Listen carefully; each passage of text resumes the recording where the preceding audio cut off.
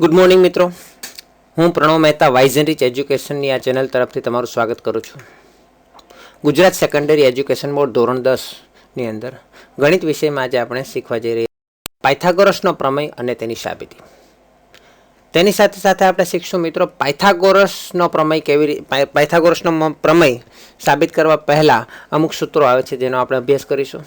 તેની સાથે આપણે અમુક ગાણિતિક શબ્દોને પણ સમજીશું। અહીં મિત્રો તમને કાટકોણ ત્રિકોણ જોવા મળશે। આ કાટકોણ ત્રિકોણની અંદર પાછા બે નાના નાના ત્રિકોણ જોવા મળશે અને અહીંયા હું કાટકોણ ત્રિકોણ શબ્દ વાપરું છું તો ફરીથી તમને એ સમજવા માટે તકલીફ પડતી હોય કદાચ અમુક વિદ્યાર્થીઓને કે કાટકોણ ત્રિકોણ શું છે, તો એના માટે આપણે ટૂંકી સમજૂતી લઈએ। તો પાયથાગોરસ જે છે એનો નિયમ ફક્ત કાટકોણ ત્રિકોણને જ કામ કરે છે અને ફક્ત ને ફક્ત કાટકોણ ત્રિકોણને જ કામ કરતો હોવાથી આપણે કાટકોણ ત્રિકોણ શું છે તો સમજવું જરૂરી છે, કારણ કે તો જ આપણને ખ્યાલ આવશે કે પાયથાગોરસનો ઉપયોગ એટલે કે પાયથાગોરસના પ્રમેયનો ઉપયોગ ક્યારે કરવો। હવે અહીંયા ત્રિકોણ જે છે અહીંયા કાટકોણ ત્રિકોણ જ આપેલ છે। તો જે ત્રિકોણની અંદર ત્રણ ખૂણાઓ પૈકી કોઈ પણ એક ખૂણો 90 નો બનેલો હોય એટલે કે એલ બનતો હોય એટલે કે લંબ રૂપે હોય, તો આવા ખૂણાને એલ બનતો હોય તેવા ખૂણાને કાટખૂણો કહેવાય છે। અને કાટખૂણો જો હોય, એક ખૂણો કાટખૂણો હોય તો તે કાટખૂણો બનાવતી બાજુઓને કાટખૂણો બનાવતી બાજુઓ કહેવાય। દાખલા તરીકે અહીંયા આપણે વાત કરીએ તો મોટા ત્રિકોણની વાત કરીએ તો ત્રિકોણ એબીસી જે છે એમાં બી ખૂણા પર એલ બને છે, તો બી ખૂણા પર એલ જેવો આકાર બને છે, પણ એ અને સી પર એલ જેવો આકાર નથી બને। એલ થોડો સાંકડો બની જાય છે, એટલે સાંકડો એલ નથી લેવાનો, આપણે પૂરો એલ લેવાનો છે। પૂરો એલ આપણને બી બિંદુ પર મળે છે, બી ખૂણા પર મળે છે। તો આ બી ખૂણા પર એલ બનાવનાર બાજુઓ કઈ તો એ બી અને બીસી આ બંને કાટખૂણો બનાવતી બાજુ કહીશું। ઓકે, તો અને ત્રીજી બાજુ પણ જોડેલી હોય એટલે એસી છે, આમ ત્રણ બાજુઓ જોડેલી છે જેમાંની બે બાજુઓ કાટખૂણો બનાવે છે, તો આવા ત્રિકોણને આપણે કાટકોણ ત્રિકોણ કહીશું। અને કાટકોણ ત્રિકોણની અંદર કાટખૂણો જે હોય તેની સામેની બાજુને એટલે કે ખૂણા આપણે એસી ને કર્ણ કહીશું। તો હવે આટલી વાત થઈ ગયા પછી હું તમને એક બે સવાલ પૂછું કે અહીંયા પાછા કાટકોણ ત્રિકોણ તમને ત્રણ જોવા મળશે। એક જ મોટો ત્રિકોણ એબીસી એ કાટકોણ ત્રિકોણ નથી, એ ઉપરાંત બીજા પણ કાટકોણ ત્રિકોણ તમને જોવા મળશે, તો તમે મને નામ કહેશો? Okay, very good. ત્રિકોણ એડીબી એ કાટકોણ ત્રિકોણ છે। અને ત્યાર પછી બીજો કોઈ કાટકોણ ત્રિકોણ? વેરી ગુડ, ત્રિકોણ બીડીસી એ કાટકોણ ત્રિકોણ છે। હવે ત્રિકોણ એબીડી જો કાટકોણ ત્રિકોણ હોય તો એમાં કાટખૂણો કઈ જગ્યાએ બને છે? ડી બિંદુ પર। એટલે આખું નામ બોલવું હોય ખૂણાનું તો શું બોલીશું? એડીબી। ખૂણો એડીબી કાટખૂણો છે અથવા તો માપ ખૂણો એડીબી બરાબર 90। એ જ રીતે ખૂણો બીડીસી એ કાટખૂણો છે એટલે કે માપ ખૂણો બીડીસી બરાબર 90। તો ડી અને ખૂણો એડીબી બનવા માટે કઈ બે બાજુઓનો ઉપયોગ થયો છે? તો એડી અને બીસી આ બંને બાજુને આપણે કાટખૂણો બનાવતી બાજુ કહીશું અને એબી ને કર્ણ કહીશું। એ જ રીતે બીડીસી ની અંદર ખૂણો ડી કાટખૂણો છે એટલે ખૂણા બાજુ બીડી અને સીડી ને આપણે કાટખૂણો બનાવતી બાજુઓ કહીશું અને ત્રીજી બાજુ જે બીસી છે જે સૌથી મોટી બાજુ છે તેને આપણે કર્ણ કહીશું। ત્યાર પછી જોઈએ મિત્રો વેધ, તો વેધ એવી વસ્તુ છે કે એક રેખાખંડ છે અને એ રેખાખંડ એવો છે કે કોઈ પણ ત્રિકોણમાં, એવું જરૂરી નથી કે કાટકોણ ત્રિકોણમાં જ હોય, કોઈ પણ ત્રિકોણમાં કોઈ પણ બાજુની સામેના ખૂણામાંથી એવો રેખાખંડ બનાવવામાં આવે કે જે એ બાજુને લંબ રૂપે જોડાય। લંબ રૂપે જોડાય એટલે કે કાટખૂણો બનાવીને જોડાય, કાટખૂણો બનાવીને જોડાય એટલે કે એલ બનાવીને જોડાય। તો અહીં તમે જુઓ કે બીસી જે બાજુ જે છે એના પર એલ બનાવતી બાજુ તેની સામેના ખૂણા પરથી એબી મળે છે, એલ બનાવતો રેખાખંડ, એટલે બીસી બાજુ માટે એબી એ વેધ છે। એ જ રીતે એબી બાજુ માટે તેની સામેનો ખૂણો સી, તેના પરથી બનાવવામાં આવેલ વેધ છે બીસી। પરંતુ એડી તો કર્ણ છે, તો એડી કર્ણ હોય તો તેના પર પણ વેધ બનાવી શકાય। તેની સામેનો ખૂણો છે બી, તેના પરથી આપણે એ રેખાખંડ પર એક લાઈન દોરી દઈએ એટલે બીડી જે આપણને મળે છે તે વેધ છે। તો અહીંયા આપણે કર્ણ એસી પરનો વેધ છે બીડી. બીસી અને એબી તો કાટખૂણો બનાવતી બાજુઓ છે એટલે તેના પર તો વેધ બનશે તેની સામે એના સિવાયની બીજી બાજુ. પણ એસી જે કર્ણ છે તેના પરનો વેધ છે બીડી. ત્યાર પછી સંલગ્ન રેખાખંડો. તો સંલગ્ન રેખાખંડ એટલે આ જે વેધ બનાવવાથી કર્ણના બે ભાગ પડે છે, બે રેખાખંડોમાં વિભાજિત થાય છે કર્ણ. તો આ જે કર્ણ બે રેખાખંડોમાં વિભાજિત થાય છે તે છે એડી અને સીડી. તો એડી એ ઉપરનો ભાગ છે એટલે એબી તરફનો ભાગ છે, એટલે કાટખૂણો બનાવતી બાજુઓ પૈકી એબી એટલે એબી તરફના ભાગને આપણે એબી તરફનો સંલગ્ન રેખાખંડ એડી કહીશું. જો એડી જે છે તે એબી તરફનો ભાગ છે. એ જ રીતે બીસી તરફના ભાગને કર્ણના એવા રેખાખંડને બીસી તરફના ભાગને આપણે સીડી કહીશું, એટલે કે બીસી તરફનો સંલગ્ન રેખાખંડ સીડી બનશે. તો આગળ આપણે જોઈએ તો અમુક સૂત્રો આપણે ધ્યાનમાં રાખવા જરૂર છે જે દાખલામાં ખૂબ જ ઉપયોગી છે દાખલા ગણવામાં. તો અહીંયા છે એબી બાજુ જે છે તો એબી બાજુને ફરીથી આપણે એબી બાજુ સાથે જ ગુણાકાર કરીશું, બે વખત ગુણાકાર કરીશું. તો આપણને બરાબરની જમણી બાજુ પણ બે વસ્તુનો ગુણાકાર મળશે. એ છે એક તો એબી તરફનો સંલગ્ન રેખાખંડ એડી અને બીજું તો આખો કર્ણ લઈ લેશું આપણે. ત્યાર પછી એબી ગુણ્યા એબી બે વખત આવતા હોવાથી એબી સ્ક્વેર બની જશે. એ જ રીતે નીચે તરફની આપણે એક કાટખૂણો બનાવતી એક બાજુ લીધી એબી, એ જ રીતે બીજી બાજુ લઈશું બીસી. તો બીસીનો ફરીથી બીસી સાથે જ ગુણાકાર કરીશું. તો આપણને બરાબરની જમણી બાજુ પણ બે બાજુઓનો ગુણાકાર મળશે. એક તો મળશે બીસી તરફનો સંલગ્ન રેખાખંડ સીડી અને બીજો મળશે આખો કર્ણ એટલે એસી. હવે બીસી ગુણ્યા બીસી બે વખત થતા હોવાથી તમે જોઈશો બીસી ગુણ્યા બીસી ડબલ વખત આવે છે એટલે બે વખત ગુણાકાર હોવાથી આપણે તેને વર્ગ તરીકે દર્શાવીશું. એ જ રીતે આપણે કાટખૂણો બનાવતી બે બાજુઓ લીધી પણ વચ્ચેની બાજુ કઈ તો કે વેધ. આ વેધ જે છે તેનું પણ આપણે આ જ રીતે કરી શકીએ કે વેધનો વેધ સાથે ફરીથી ગુણાકાર કરીએ તો બંને સંલગ્ન રેખાખંડોનો ગુણાકાર મળશે અને બીડી ગુણ્યા બીડી મળતા આપણને બીડીનો સ્ક્વેર મળશે. તો જુઓ વિદ્યાર્થીઓ, અહીંયા તમને જે આ ત્રણ સૂત્રો મળે છે એ ત્રણ સૂત્રોની જે આ પદ્ધતિ છે, સૂત્ર ઘણી બધી પદ્ધતિના હોય છે, ઘણા બધા સમીકરણ સ્વરૂપના સૂત્રો હોય છે. અહીંયા સ્ક્વેર એક બરાબરની એક બાજુ સ્ક્વેર છે, સ્ક્વેર વાળું પદ છે અને બીજી બાજુ બે વસ્તુનો ગુણાકાર છે, બે ચલ પદનો ગુણાકાર છે. આ પ્રકારની પદ્ધતિને આપણે ગુણોત્તર મધ્યક પ્રકારનું સૂત્ર કહીશું. એટલે ગુણોત્તર મધ્યક પ્રકારનું સૂત્રમાં એવું હોય છે કે જે તમે વર્ગ હોય છે તે ગુણોત્તર મધ્યક બને છે અને બાકીના બે પદ જેનો ગુણાકાર થાય છે એ બંનેનો ગુણોત્તર મધ્યક જે વર્ગવાળું પદ મળે છે તે હોય છે. તો એ ખરેખર અલગ જ રીતે હોય છે પણ આપણે એ ટૂંકમાં સમજીશું. તો આને આપણે વાક્ય તરીકે જો આને લખવું હોય તો આવી રીતે લખી શકાય કે એબી એ એડી અને એસી નો ગુણોત્તર મધ્યક છે. અચ્છા, તો આપણે બીસી માટે બોલીશું. તો મિત્રો તમે મને હેલ્પ કરશો? હા, બીસી એ બરાબર છે બીસી એ સીડી અને એસી નો ગુણોત્તર મધ્યક છે.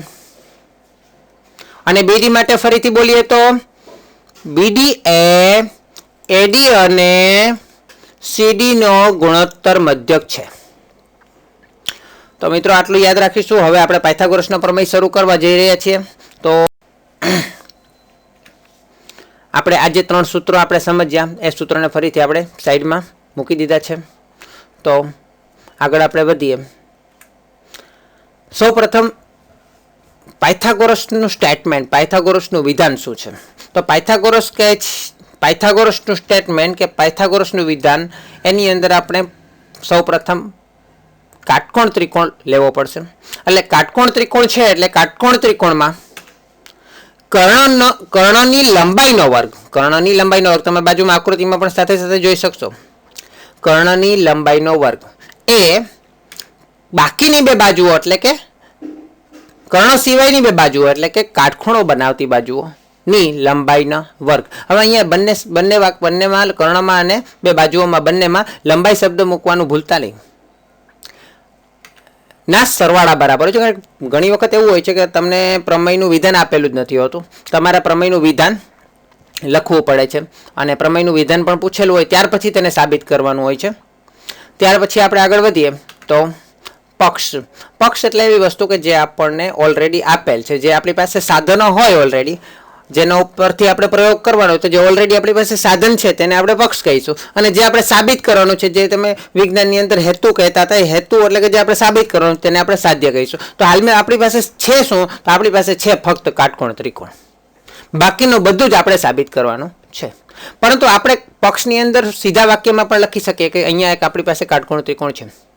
પરંતુ આપણે સામાન્ય વાક્ય રચનાની અંદર જો આપણે આવું બધું કરવા જઈએ તો સમજવામાં અને સમજાવવામાં બંનેમાં ખૂબ જ મુશ્કેલી પડે.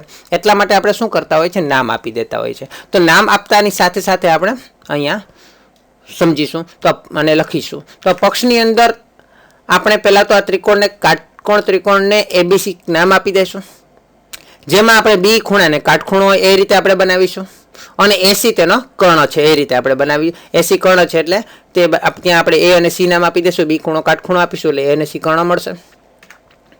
સાબિત આપણે એ કરવાનું છે કે કર્ણની લંબાઈનો વર્ગ, એટલે AC કર્ણ છે એની લંબાઈનો વર્ગ એ બાકીની બે બાજુઓ એટલે કે AB અને AC, AB અને BC ના લંબાઈના વર્ગ ના સરવાળા બરાબર. એટલે તમે જુઓ મિત્રો, અહીંયા AC કર્ણ, બાકીની બે બાજુ AB અને BC ની લંબાઈના વર્ગ ના સરવાળા બરાબર હોય છે. બરાબરની નિશાની છેલ્લે મૂકીશું, કારણ કે આપણે વાક્ય રચનામાં છેલ્લે બોલીશું એટલે છેલ્લે મૂકીશું. ત્યાર પછી આપણે જોઈએ તો સાબિતીની અંદર આપણે સૌપ્રથમ પક્ષથી શરૂ કરીએ. જે આપણને આપેલું છે તેનો જ આપણે ઉપયોગ કરતા જઈશું. તો કોઈ પણ ત્રિકોણમાં કોઈ એક ખૂણો કાટખૂણો એટલે બાકીના બે ખૂણા લઘુ ખૂણો બને. એટલે અહીંયા ત્રિકોણ ABCમાં B કાટખૂણો છે તો બાકીના બે ખૂણા બનશે A અને ખૂણો C, એ લઘુ કોણ બનશે. હવે ખૂણો B ખૂણો કાટખૂણો એટલે આપણને ખબર છે કે B ખૂણો કાટખૂણો એટલે બાકીના બે ખૂણા બનશે AC, અને તેના પરથી B ખૂણાની સામેની બાજુ AC એ કર્ણ બને છે. એ તો જનરલ વસ્તુ છે. જો AC કર્ણ છે તો એના પર આપણે વેધ જે બનાવ્યો છે BD, તે AC કર્ણ પરનો વેધ બનશે. હવે BD આપણે વેધ બનાવ્યો છે, જે D જે છે તે કર્ણ AC પર જ આવેલું છે, એટલે AC નું સભ્ય છે. D belongs to AC. D એ રેખાખંડ AC નો સભ્ય છે. ત્યાર પછી જો D એ રેખાખંડ AC નો સભ્ય હોય તો ADC સમરેખ છે, એટલે ત્રણે એક જ રેખા પર આવેલા છે, અથવા તો ADC એક જ રેખા પર તો આવેલા છે, જેમાં ક્રમિક તેનો ક્રમ છે A, D અને C. અને A, D અને C ક્રમ હોવાથી તમે જોઈ શકો કે AD અને CD બે રેખાખંડો છે. એ બંનેનો આપણે સરવાળો કરીશું તો આપણને મળશે આખું 80, અને આપણે પરિણામ નંબર 1 આપી દઈએ. ત્યાર પછી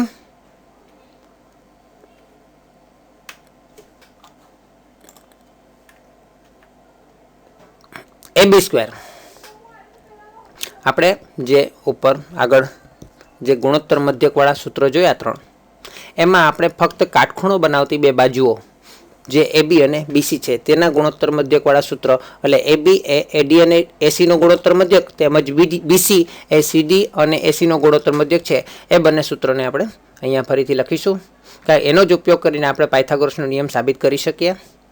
હવે આપણે કરવાનું છે સમીકરણ જે તમને 2 દેખાય છે એ બંને સમીકરણ નંબર 2 જે છે તેની અંદર 2 સમીકરણ છે. પરિણામ નંબર 2 ની અંદર AB² અને BC². એ બંને સમીકરણ ના બરાબરની ડાબી બાજુ જે રેડ કલરમાં દેખાય છે તમને AB² અને BC², એને એક તરફ સરવાળો કરી દઈશું. એટલે બરાબરની જમણી બાજુ જે છે બ્લુ કલરમાં જે તમને દેખાય છે તે બીજી તરફ તેનો સરવાળો કરી દઈશું. એટલે તમને આ રીતે મળશે AB² + BC² બરાબર AD × AC plus CD × AC.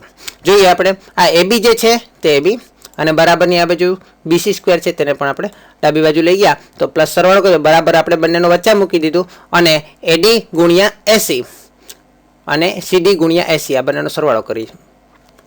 હવે આગળ જોઈએ તો આ બંને સરવાળાની વચ્ચે આ બંનેનો ગુણાકાર તેની વચ્ચે પ્લસ છે, પણ આ પ્લસની ડાબી બાજુ અને પ્લસની જમણી બાજુ બંનેમાં AC વાળું પદ છે તો એસીને આપણે કોમન કાઢી લઈશું. એસીને કોમન કાઢશું એટલે પહેલા પદમાંથી એડી બચશે અને બીજા પદમાંથી સીડી બચશે. તેને આપણે કૌંસની અંદર લખી દઈશું. વચ્ચે વત્તાની નિશાની છે. ત્યાર પછી AB square plus BC square બરાબર એસી તો હતું જ. એડી પ્લસ સીડી એ આપણે પરિણામ નંબર 1 માં આપણે લખેલું હતું કે એડી પ્લસ સીડી બરાબર એસી થાય, કારણ કે એ ડી અને સી નો ક્રમ સમાંતર એક જ રેખા પર હોવાથી એ ડી અને સી નો ક્રમ ADC છે. તેથી પરિણામ નંબર 1 મળેલું હતું. તો એસી એડી પ્લસ સીડી બરાબર એસી થાય. આકૃતિમાં પણ તમે જોયો તો એડી પ્લસ સીડી બરાબર આખું એસી મળશે. હવે એસી ગુણ્યા એસી 2 વખત છે એટલે આપણને ખ્યાલ છે કે AB square plus BC square બરાબર એસી સ્ક્વેર. તો આ AB square plus BC square બરાબર એસી સ્ક્વેર એટલે કે કર્ણનો વર્ગ એ બાકીની બાજુની લંબાઈના વર્ગના સરવાળા બરાબર હોય છે, જે આપણું સાધ્ય છે, જે આપણે સાબિત કરવાનું હતું, જે પાયથાગોરસે આ રીતે સાબિતી આપેલી હતી તે આપણે સાબિત કરી ચૂક્યા છીએ. અમારા આવનારા વિડીયો ધોરણ 10 અને 12 ગુજરાત બોર્ડ માટેના ગુજરાતી, હિન્દી તેમજ અંગ્રેજી માધ્યમ માટેના, પરીક્ષા માટેના રિવિઝન માટે, અંગ્રેજી ગ્રામર અને સ્પોકન માટે, અટપટા અને અઘરા દાખલા સરળ રીતે કરી શકો, વિજ્ઞાનના અટપટા સવાલ ટેકનિકલ રીતે થઈ શકે, પરીક્ષાલક્ષી અને વાંચનલક્ષી સૂચનાઓ બાબત અમે વિડીયો મૂકવાના છીએ. તો એ બાબતમાં તમે ખાસ ધ્યાન રાખજો. અમારી એક વિનંતી છે કે અમે હજુ તમારા જેવા વિદ્યાર્થીઓ, વાલીઓ અને શિક્ષકોની સાથે રહી વધુને વધુ શિક્ષણ ક્ષેત્રમાં ક્રાંતિ લાવવા માગીએ છીએ, જેથી તમારા સૂચનો અને તમારા દરેક વિષયને લગતા સવાલ પણ અમને પૂછી શકો છો. કોમેન્ટ બોક્સમાં લખો.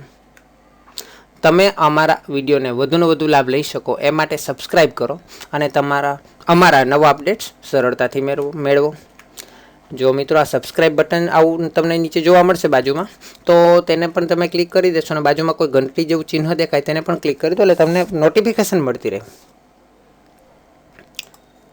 તમારા મિત્રોને પણ શીખવો. શીખવવાથી મિત્રો તમારું પણ રિવિઝન થશે.